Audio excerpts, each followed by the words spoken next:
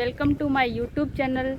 आज हम चल रहे हैं अरावली पर्वतमाला की पहाड़ी पे, जिसमें स्थानीय लोक देवता मागट देव का मंदिर बना हुआ है। मेरे साथ चल रहे हैं ये जतिन का फ्रेंड रवि, ये सब मेरे साथ चल रहे हैं। My self also Yogendra Singh. हम चल रहे हैं मागट देव के दरबार में। लगभग आधा किलोमीटर की ये चढ़ाई है, सड़क बनी हुई है ऊपर तक, और अच्छे वर्कआउट के साथ हम माला जी के मंदिर की ओर बढ़ रहे हैं। माला जी महाराज जो कि स्थानीय देवता हैं और जिनका आषाढ़ में जो नवमी आती है उसमें वहाँ मेला भी बढ़ता है।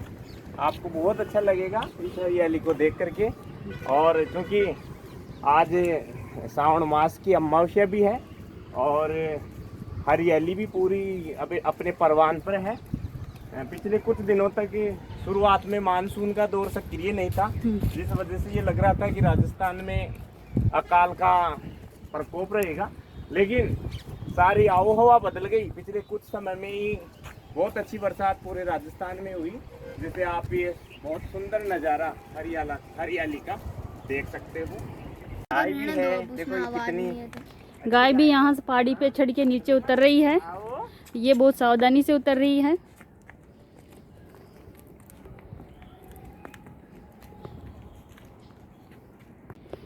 जतिन और हम चलते चलते थक चुके हैं, इसलिए हम थोड़ी देर बैठ के विश्राम करेंगे। यहाँ पे जतिन के द्वारा से जा रहा है। बहुत चल लिए, जैसे ये पहाड़ी लांग लिया, इसलिए इनको अब बहुत आराम की जरूरत है। आराम करना जरूरी है। अब हमारा रेस्ट हो चुका है और हम चलते हैं पहाड़ी पे।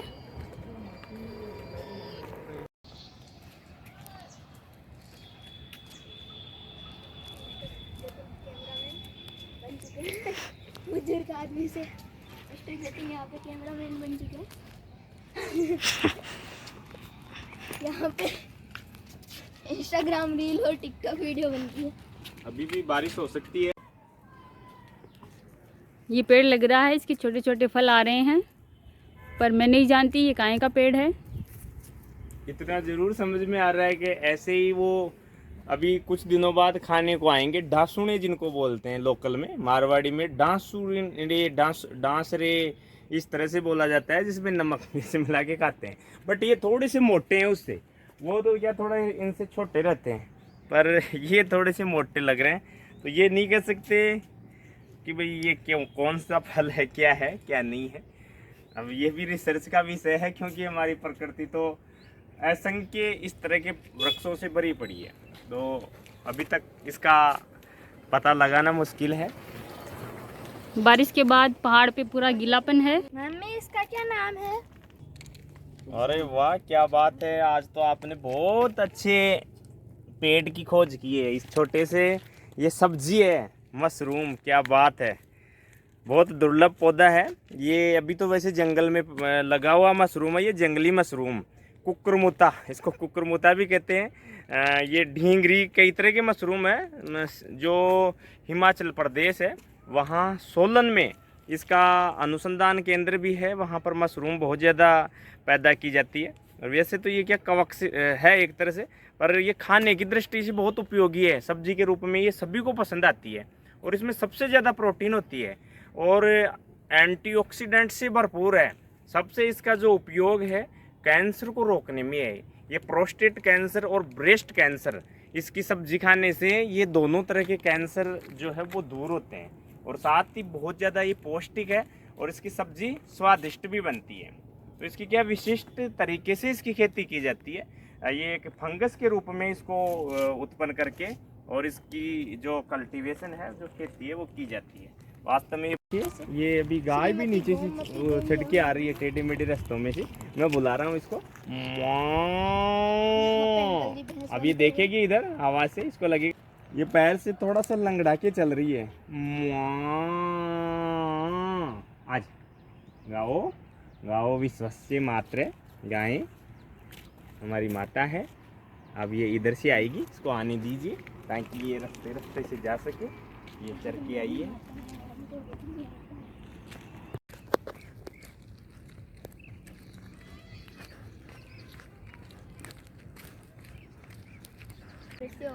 दूर दूर तक चारों ओर पहाड़ियाँ ही पहाड़ियाँ नजर आ रही है। ये पहाड़ी इलाका है। तरह की सेवा नहीं भावना नहीं, सितारे आपका की क्या मतलब, कहाँ पे सच्ची हूँ, सच्ची। यहाँ ये देख रहे हैं आपको ये नज़ारा वहाँ दूर जो आपको एक किला नज़र आ रहा है, ये जहाजपुर का किला है जो बहुत प्राचीन है।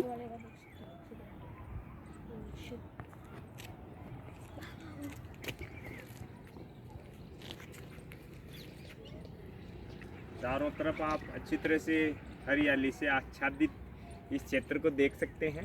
कैसे सुंदर नज़र आ रही है सारी पहाड़ियाँ, बरसात के बाद बिल्कुल हरियाली से ढक चुकी है। उस टापू के पास आपको एक छोटा सा मंदिर दिखाई दे रहा है।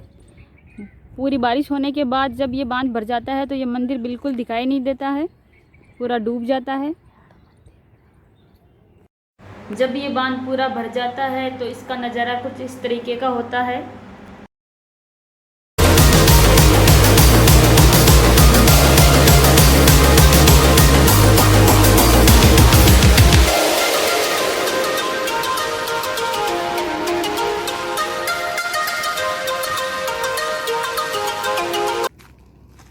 ये ढाक का पेड़ है, इसकी पत्तियां हमेशा 3 जुड़ी हुई रहती है और इससे पातल भी बनाई जाती है। वो कहावत है ना, ढाक के 3 पात, वो इसी पेड़ की पत्तियों के आधार पर कही जाती है। मंदिर के आसपास बहुत सारे पेड़ नज़र आ रहे हैं, ये बहुत घने हैं। अब लगभग हम मंदिर तक पहुंच चुके हैं। आखिरकार हम मंदिर तक पहुंच चुके हैं। ये मंदिर का नज़ारा देखिए, बहुत ही भव्य मंदिर, सुंदर मंदिर यहाँ बना हुआ है। अब हम इसके अंदर चलते हैं। बहुत शानदार नक्काशी यहाँ की गई है। जतिन और रवि मंदिर तक पहुँच चुके हैं और अब हम भी मंदिर में पहुँच रहे हैं।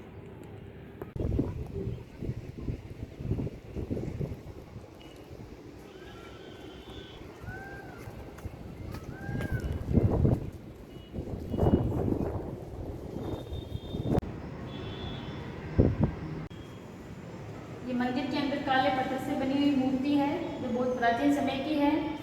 अफसोस कि हम आपको खोल के नहीं दिखा सकते हैं क्योंकि लॉक लग रहा है। इसके अंदर ज्योत जल रही है जो हमेशा अखंड ज्योत जलती रहती है।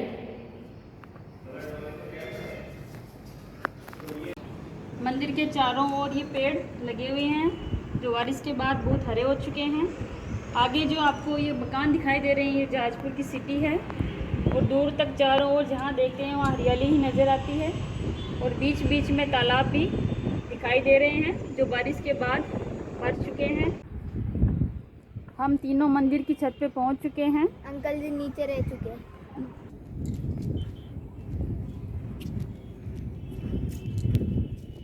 ये मंदिर का सबसे ऊपर का एरिया है जहाँ पे ये गुंबद बना हुआ है। बहुत ही सुंदर नक्काशी इस पे की गई है। यहाँ से चारों ओर का नज़ारा बहुत ही सुंदर दिखाई दे रही है।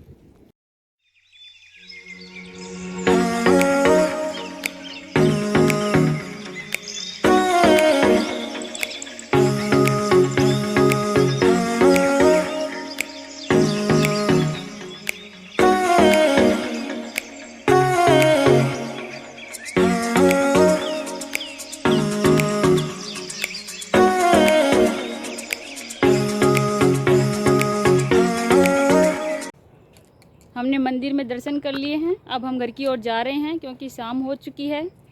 बच्चों, तुम्हें मंदिर में जाके कैसा लगा? बहुत अच्छा लगा। वहाँ पे हमने फार्म हाउस भी बनाया था जिसकी फ़ोटो और वीडियो भेज देंगे हम आपके। ठीक है, ओके बाय। आज के वीडियो में बस इतना ही।